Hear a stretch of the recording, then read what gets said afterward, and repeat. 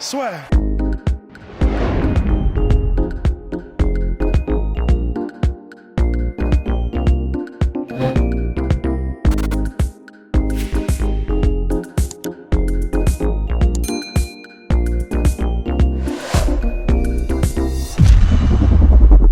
Bonjour à toutes et à tous, bienvenue dans le podcast La Sueur. Bonjour mon cher Polydomso. Salut. Alors, avant d'avoir une masterclass absolue de notre cher Polydomso en costume qui arrive bientôt. Non, là il fait le modeste, mais vous allez avoir quelque chose d'assez exceptionnel. Alors, mon cher Alors déjà, Polydomso. je prie les auditeurs de la sueur de m'excuser, je suis en vracos ce matin.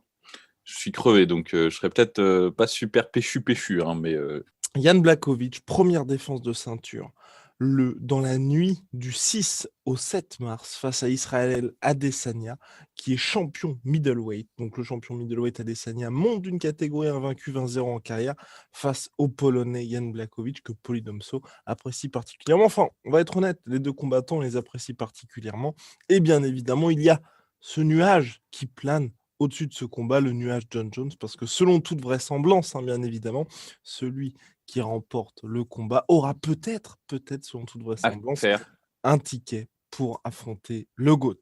Alors mon cher Polydomso, on va démarrer par Adesanya Blachowicz. La vraie question pour moi, c'est un petit peu cette question, on va dire, de rapidité entre les deux. Et plus le temps passe, parce qu'avec Polydomso, on s'était vu il y a quelques jours, et je pensais que Blachowicz allait s'imposer, mais c'est vrai que plus le temps passe, plus je regarde les combats et plus j'ai pas peur, mais plus je pense voir un Adesanya qui va vraiment cruiser sur ce combat-là, tu vois.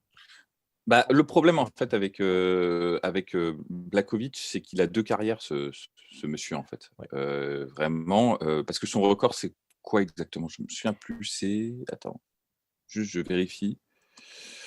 2 secondes, parce que du coup, moi, j'étais sur Gane Rosenstruck, donc du coup, j'ai pas bien fait mes fiches. Ouais, tac, 2 secondes, bim, ouais, 27 victoires, 8 défaites. Et en fait, surtout une première partie de carrière très compliquée en fait à l'UFC, où je sais plus, je dis ça de mémoire, mais il était il avait enchaîné quasiment 4 défaites, quoi, avec peut-être une victoire entre les deux, mais c'était chaud pour lui en fait. Et donc du coup, en fait, il n'a pas du tout le record immaculé d'Adesanya, il n'a pas du tout la même trajectoire de carrière. C'est quelqu'un qui a su se réinventer. Et ça c'est super intéressant. À la différence d'Adesanya, qui pour le moment n'a pas eu justement à vraiment modifier sa recette. Il a juste eu quelques petites frayeurs lorsqu'il a affronté Wilkinson, et on peut peut-être parler de Marvin Vettori, parce que c'était des mecs qui ont essayé de l'amener au sol activement, on va dire. Mais finalement, il n'a pas eu vraiment besoin de changer son style. Il l'a juste peaufiné et il l'a adapté en fait aux amenés en lutte des combattants de l'UFC. Jan Blachowicz, il a vraiment, il est devenu plus prudent. Moi, je trouve qu'en fait, ce qui lui coûtait ses combats, c'est qu'il avait un côté un peu, c'est un peu ce qui avait paralysé Krylov, par exemple, c'est qu'il avait un côté un peu all-in dans sa démarche. Et aussi, bon, il n'était pas aussi complet qu'avant, notamment son sol n'était pas ouf. Enfin, pour vous dire, son combat, par exemple, contre Gustafsson, debout, je trouve qu'il l'emportait contre Gustafsson. Ce qui est quand même, c'est pas une mince affaire, hein. Gustafsson, c'est un des meilleurs strikers de la catégorie Mais light au sol, heavyweight. par contre, Mais au sol, voilà quoi, tout de suite, en fait, il y avait eu un différentiel qui était assez notable. Tandis que là, maintenant, son sol, il l'a rebossé. Je vous invite à regarder le combat contre Krylov, Krylov, ouais. où Impressionnant. c'est quasiment que du grappling. Et Krylov, c'est un mec qui est dangereux en grappling. Ouais. Et il est juste plus fort que lui. On sent il y a plus de puissance, plus de contrôle. Il est meilleur, quoi, tout simplement. Donc voilà, il a su se réinventer. Et c'est très drôle qu'ils se rencontrent, ces deux combattants, parce que je pense qu'il n'y a aucune autre configuration possible où ils se seraient rencontrés. Il n'y a aucune raison qu'un mec comme Adesanya rencontre un gars comme Jan Blachowicz, si ce n'est pour essayer de lui ravir le titre.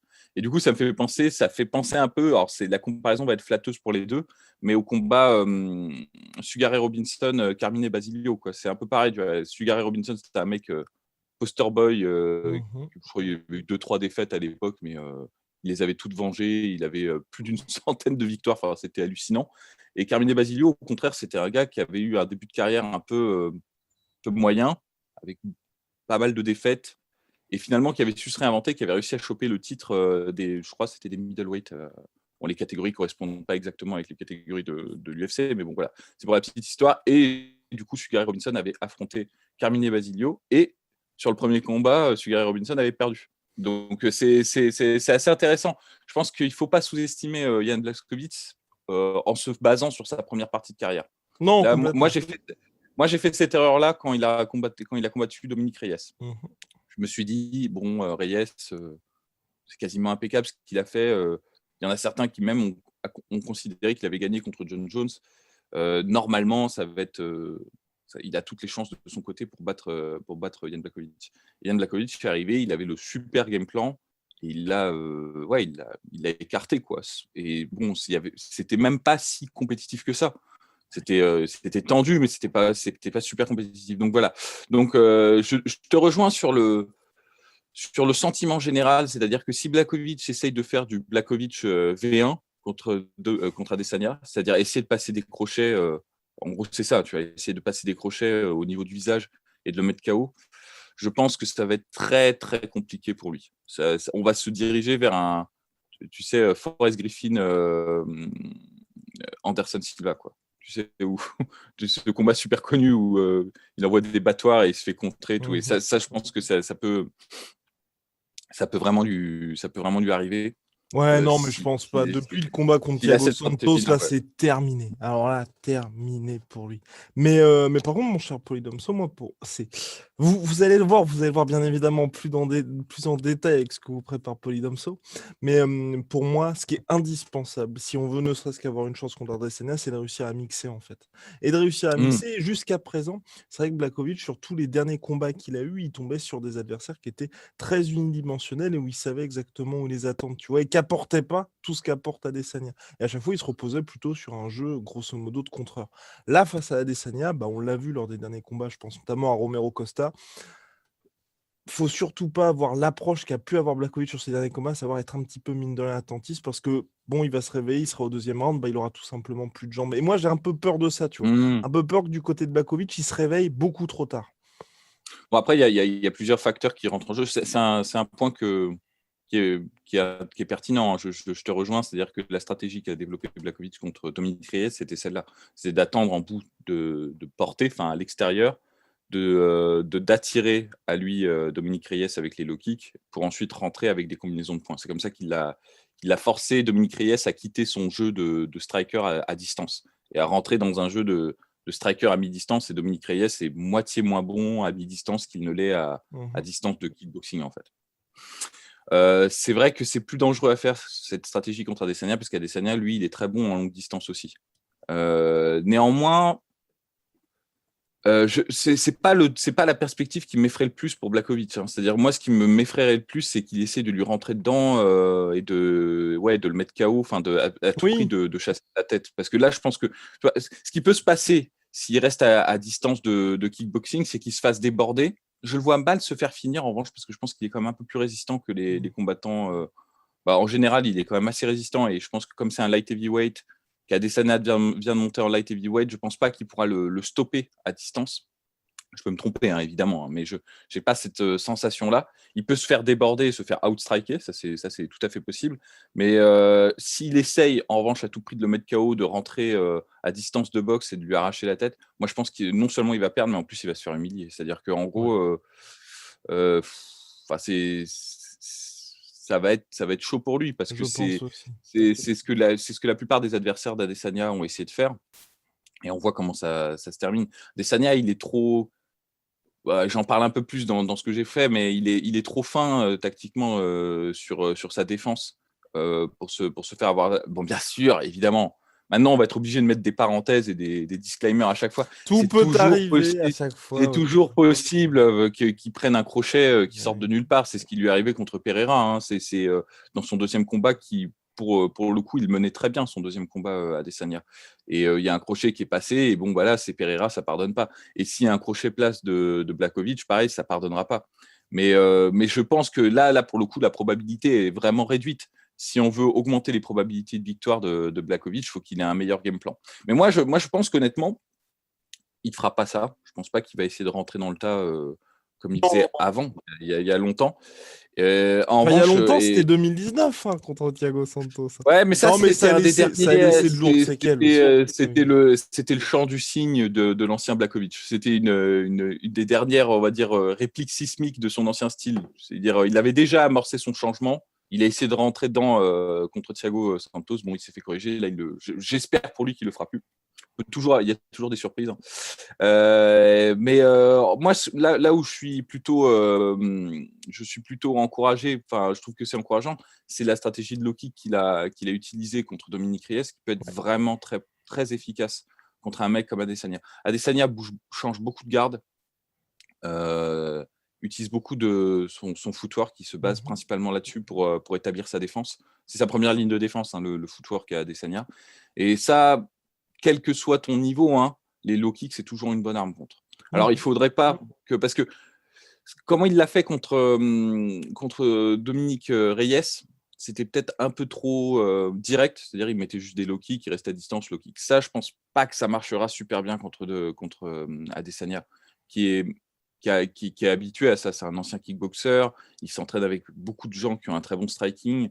Je ne pense pas qu'il se fasse surprendre par ça. En revanche, si comme tu dis, il mixe un peu, il développe un peu du jab, il fait des feintes, il avance, il trompe Adesanya sur son intention pour finalement déclencher en low kick, là, ce sera bon. De manière générale, je pense que pour les 2 premiers rounds, ce serait très intelligent de la part de Blachowicz de ne pas chercher à tuer Adesanya en le mettant KO à la tête. Franchement, je pense que ça, ce serait une erreur. Ce qu'il faut qu'il fasse, c'est essayer à tout prix de casser les jambes ou d'attaquer au corps. Parce que ça, c'est des cibles qui, en plus de ça, sont plus faciles à atteindre que le visage. Et en plus de ça, spécifiquement contre Adesanya, ce sont des cibles qui ne protègent pas beaucoup. Adesanya, il protège surtout son visage, les jambes pas trop. Il prend des low kicks. Hein. Contre Robert Whittaker, il en a pris. Il les check pas vraiment. Hein. C'est pas vraiment le point où il accentue, où il fait vraiment attention dans sa défense. Et au corps, c'est pareil. Il se protège. Je vous invite, il descend presque jamais les bras à Adesanya. Mais parce qu'en fait, il sait pas que c'est une erreur, c'est qu'il sait que la plupart des combattants de l'UFC, ils ont ce style de striking très fondamental où tu vas essayer à tout prix de mettre KO l'adversaire. Tu vois. Donc, je pense que c'est la voie qu'utilisera Blachowicz. Maintenant, est-ce qu'il est capable de le faire? Enfin, moi, je ne sais pas ton impression là-dessus. Non, moi je pense qu'il le peut. Après, le gros souci que j'ai, enfin personnellement, de toute façon. Là, on est attends, juste, on est en striking seulement parce qu'après, il y a éventuellement d'autres armes. Ouais. Complètement. Et de toute façon, avec Polydomson, on donnera nos humbles pronostics sur toute la carte parce que la carte est assez énorme lundi. Non, pour moi, c'est ce qui est très compliqué en fait pour ce combat pour Jan Blachowicz, c'est, tu vois, je ne suis pas sûr que sa capacité, un, à mixer et deux, à se faire respecter en grappling soit suffisante en fait pour pouvoir déborder Israël Adesanya. Je pense que un mec comme Yoel Romero aurait pu utiliser ça. Il ne l'a pas fait, bien évidemment, mais tu vois, il aurait pu parce que déjà, tu vois, tu sais qu'il y a suffisamment de choses que tu peux apporter. Jan Blachowicz, il y a eu ce combat contre Nikita Krylov qui était très intéressant dans ce domaine, le combat aussi contre Jacare Souza. Mais c'est vrai que moi, je garde quand même, tu vois, je garde quand même en tête ce fameux combat contre Alexander Gustafsson. Et je me dis, tu vois, à 37 piges, à quel point peux-tu te réinventer pour devenir quelqu'un d'aussi solide? Et c'est vrai que la différence, c'est que Jacare Souza et mine de rien, Nikita Krylov, tu les attends plus d'un côté, tu vois. Donc, c'est un peu ça qui, on va dire, m'angoisse, mais pour bien évidemment Jan Blachowicz. Mais sinon, honnêtement, je pense que, il est obligé. Enfin, honnêtement, je pense qu'il est obligé de le faire parce qu'on a tout vu aujourd'hui avec Israël Adesanya. Les mecs qui se jettent trop, type Derek Brunson, et qui ensuite vont utiliser leur grappling quand il est beaucoup trop tard. Les mecs qui attendent trop, comme Adesanya Romero. Et les mecs qui ont réussi. Oui, comme Costa, pardon. Et les mecs qui ont réussi, type Marvin Vettori. Donc, quand je dis réussi, c'est qu'on réussi à pousser Adesanya dans tu as raison de le citer parce que des combats qu'a eu Adesanya, pour moi, les plus compliqués ont été évidemment contre Gastelum. Mais Gastelum, c'est pas tellement qu'il a mixé, c'est juste qu'il avait une rapidité d'attaque qui lui permettait vraiment de prendre de vitesse les déplacements de. Mais que pour moi, n'a pas Blachowicz, en fait. Ouais, c'est ça, il l'a pas. Et en revanche, Marvin, c'est vrai qu'il devrait s'inspirer du combat de Marvin Vettori, Blachowicz, parce que Marvin Vettori, bon, certes, ils n'ont pas le même style Blachowicz, mais ils ont un peu la même physicalité. C'est des mecs qui sont assez assez costauds, Ouais. enfin, tu vois, c'est des beaux bébés quand même, hein, Marvin Vettori et Blachowicz. Et ils ont ce côté, alors ils sont super bons, hein, mais ils ont ce côté un peu maladroit. Tu Mm. sens ces déplacements, c'est un peu raide, c'est un peu awkward. Ça ne veut pas dire que c'est pas des bons combattants, mais enfin, vous voyez ce que je veux dire. Il y a des gens, ils sont ultra fluides dans leurs mouvements, pas quasiment des danseurs, on dirait. Il y en a, c'est un peu moins naturel en fait. Et c'est vrai que Marvin Vettori, moi je pense de tous les combats, c'est une opinion un peu dissidente, hein, mais de tous les combats qu'il y a eu à Adesanya, c'est Marvin Vettori qui a montré les meilleures choses pour le battre. Parce que là, Exactement. je me les suis tous retapés les combats contre Adesanya. Et c'est Gas- véridique. Et c'est véridique. non, Gastelum, c'est intéressant ce qu'il a fait, mais Gastelum, c'est vraiment parce qu'il a. Enfin, je Tu pense. peux pas Gastelum, reproduire ça. voilà, c'est ça, c'est exactement. Tu traduis mieux ma pensée. C'est Tu peux pas comme faire reproduire avoir parce un que game plan à la Francis Ngannou, en fait. À part être voilà, c'est français, ça. il pouvait pas. Voilà. C'est ça, c'est qu'il a un set de compétences qui est tellement spécifique, Gastelum, que bon, bah, sauf si tu t'appelles Gastelum, c'est pas possible. Tu vas pas pouvoir faire la même chose que lui.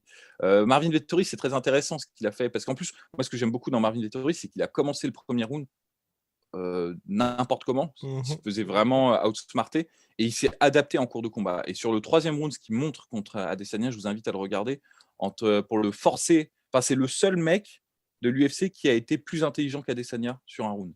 C'est rare, hein, ça suffit d'être noté. C'est-à-dire qu'il désamorce la défense d'Adesanya avec des feintes, avec des feintes de jab pour ensuite déclencher ses techniques de lutte. Enfin, c'est super intelligent ce qu'il a fait. Donc je pense qu'effectivement, il y a des pistes qui ont été montrées par Marvin Vettori qui peuvent être reproduites par Blachowicz parce qu'ils ont à peu près, je trouve, les mêmes sets physiques. Et donc, ouais, ce serait très intéressant. Maintenant, il y a d'autres choses que fait très bien Blachowicz que par exemple Marvin Vettori ne fait pas et qui peuvent lui servir. Je parlais des attaques au corps. Une des attaques au corps que Blachowicz sait très bien faire, enfin, il a beaucoup de puissance là-dessus, c'est son middle kick. C'est clair. Demandez à Ça, Dominique Reyes. Dominique Reyes, mais même, je crois que c'est Ilir Latifi qui met KO là-dessus, Oui. enfin, sur un middle kick. Pourtant, Ilir Latifi, pareil, c'est un petit tank, quoi. Hein, c'est pas un mec que tu mets KO comme ça.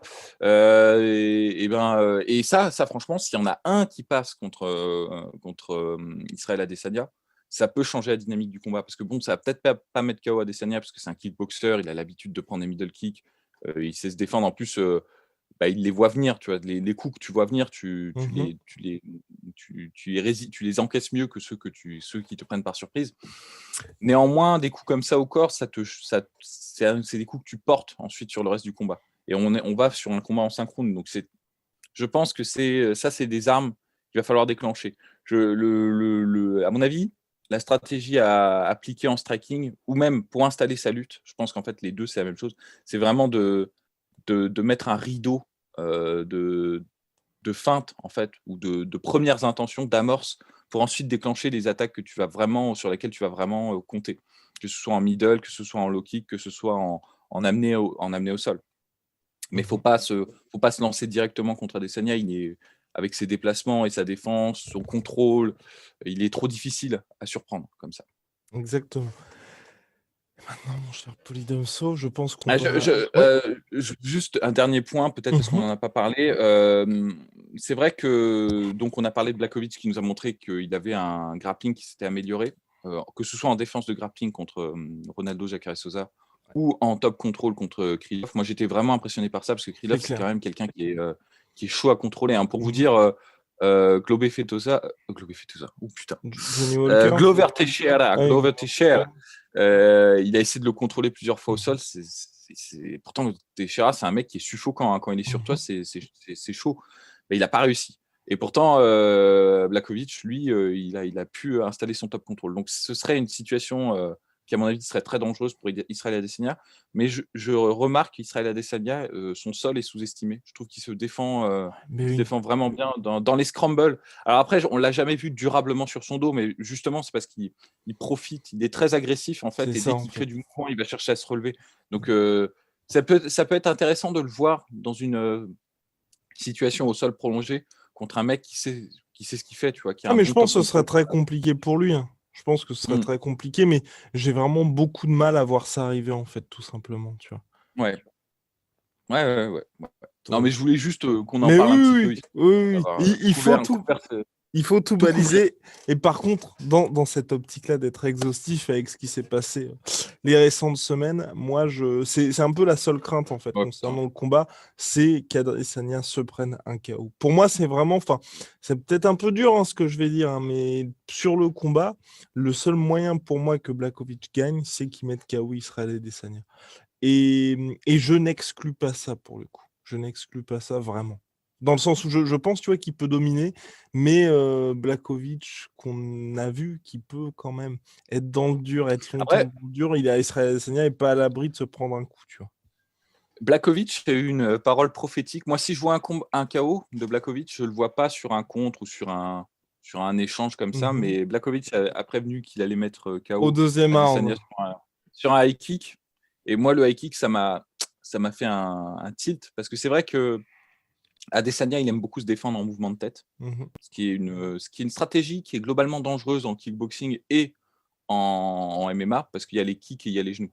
Mouvement de tête, tu bouges ta tête, tu peux te prendre un kick et là, c'est dodo, quoi. Enfin, ouais. Mais Adesanya, il a toujours réussi à le faire parce qu'il se place toujours du bon côté Mhm. avec sa garde. Enfin, il est ambidextre, il est à la fois gaucher et droitier, enfin, southpaw et orthodoxe. Et donc, du coup, il arrive à se mettre à peu près du côté, quand il fait ses mouvements de tête, du côté, soit du côté de la jambe avant de l'adversaire quand il va bouger. Et donc, du coup, il risque pas le Mhm. kick, parce que la jambe arrière est de l'autre côté. Enfin, je ne sais pas si vous visualisez ce que je veux dire. Néanmoins, ça m'a interpellé que Blachowicz dise ça, parce que à mon sens, ça veut dire qu'il a vraiment bien regardé ce que faisait Mhm. Adesanya. Et c'est vrai que ça, c'est une piste pour mettre KO Adesanya. Moi, c'était le truc qui me faisait peur dans le combat contre Adesanya, Robert Whittaker, parce que Robert Whittaker, c'est ce qu'il sait très bien faire. C'est vraiment dissimuler ses high kicks. Gastelum aussi. Bon, Enfin, ouais, c'était Et hyper Gastelum, surprenant d'ailleurs. Gastelum l'a surpris comme ça, mais vraiment pas. Mais pour le coup, Adesanya attendait les high kicks de Robert Whittaker, il ne s'est pas Exactement. fait toucher par les high kicks, mais Gastelum, il s'y attendait pas, et c'est vrai qu'il s'est fait surprendre.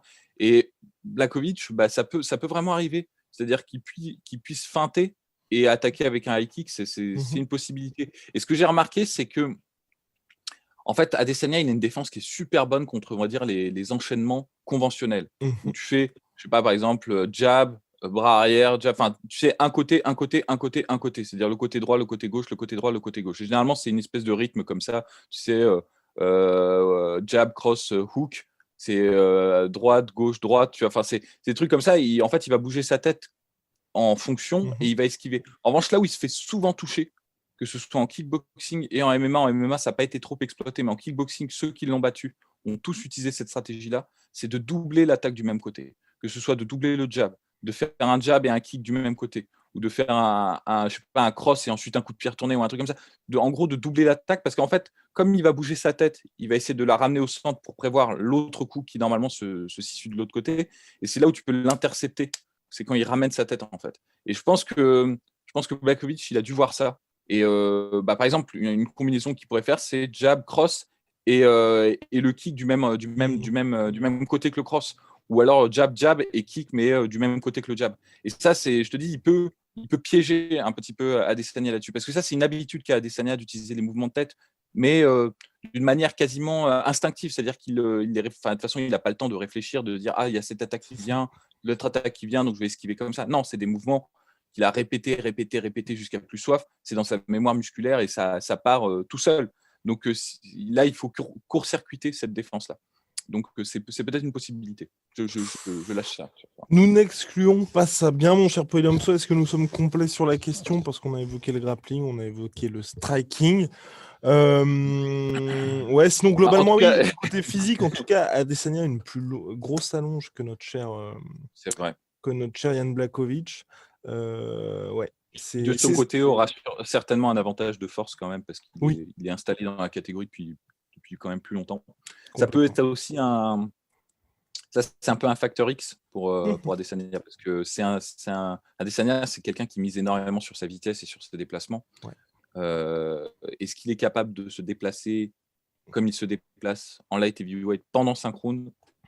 Ah, je sais pas. J'en Là, tu vois, personnellement, je pense que ce sera encore accentué, en fait. C'est aussi pour ça que, tu vois, moi, que ça ajoute au côté au fait que je penche plus pardon, du côté d'Israël Adesanya, c'est qu'à mon avis, tu vois, il va pas, enfin, il l'a dit de toute façon, il se voyait pas prendre énormément pour cette montée-là. Et par rapport, donc, quand on voit déjà qu'il a cet avantage-là face au middleweight, là, face à Blachowicz, je pense que ce sera encore plus criant, tu vois. Mm. Mais Oui, bon, non, mais non, sur la vitesse à l'état pur, je pense que je suis assez d'accord avec toi. Mais est-ce qu'il est capable de. Parce que même si c'est juste 5 kilos qu'il a pris, bah, déplacer 5 kilos en plus sur 5 rounds, comme il se déplace, parce qu'il se déplace tout le temps hein, à Israël Adesanya. Donc je ne sais pas s'il sera capable d'avoir l'endurance et la capacité de maintenir cette vitesse sur tout le combat. Ça, c'est l'inconnu. seul l'avenir nous le dira, mon cher Polydomso, et c'est la beauté du combat. Bien, on se retrouve lundi, mon cher Polydomso, pour Yes, les pronostics. Israël vraiment. Adesanya, Yann Bakovic, à très vite pour de nouvelles aventures. Big shout out à My Sweet Protein. C'est quoi, moins 20% supplémentaire sur les soldes avec le code la sueur et moins 10% sur tout Venom avec le code la sueur.